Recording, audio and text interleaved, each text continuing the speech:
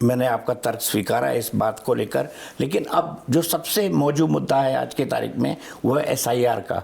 2.89 crore votes जो हैं वो उत्तर प्रदेश से कट चुके हैं। आप खुद उत्तर प्रदेश से आते हैं, आप वहाँ से सांसद रह चुके हैं, आप वहाँ के एक वरिष्ठ नेताओं में से एक हैं कांग्रेस के। आपको क्या लगता है ये 2.89 करोड़ जो वोट कटे हैं ये किसके हैं?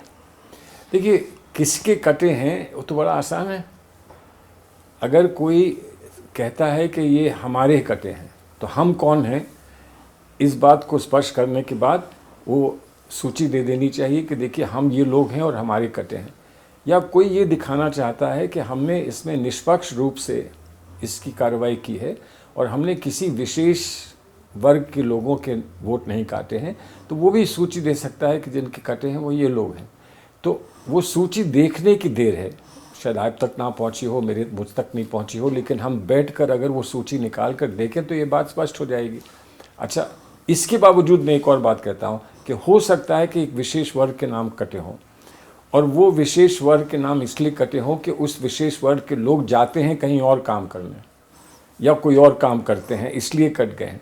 तो जब तक ये पूरी बात सामने ना आए, और हम जो हमारे नेता जो कह रहे हैं, मैं ये मानता हूँ कि वो इतना ही तो कह रहे हैं कि जो भी सत्य है, जो भी सच्चाई है, जो भी वास्तविकता है उसको सामने रख दें, और इस तरीके से सामने रखें कि वो एनालाइज करना उसको संभव हो। तो आप अगर मशीन रीडेबल लिस्ट बनाकर दे दें तो हम उसको एनालाइज कर सकते हैं 5 मिनट में, कंप्यूटर से 10 मिनट में हम उसको एनालाइज कर सकते हैं।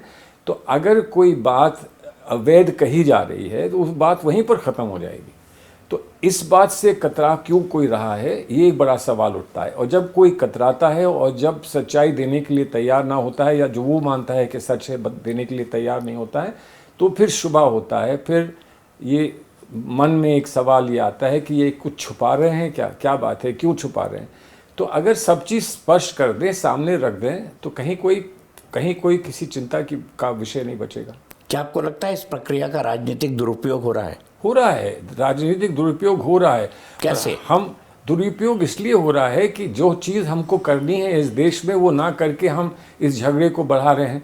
हमारा दायित्व बनता है, विपक्ष में हमारा दायित्व बनता है, और हम अगर इस बात को ना उठाएं और हम इस बात को ना कहें तो लोग ये समझेंगे कि हम जो है बिल्कुल बेकार हैं, हम यूजलेस हैं, ये माना जाएगा।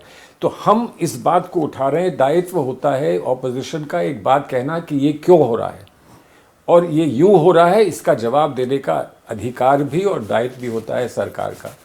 तो हम नहीं बता सकते हैं कि क्यों हो रहा है, हम सिर्फ पूछ सकते हैं। सरकार ये बताए, सरकार से मेरा मतलब ये है कि जो इलेक्शन कमीशन है वो बताए कि ये क्यों हो रहा है।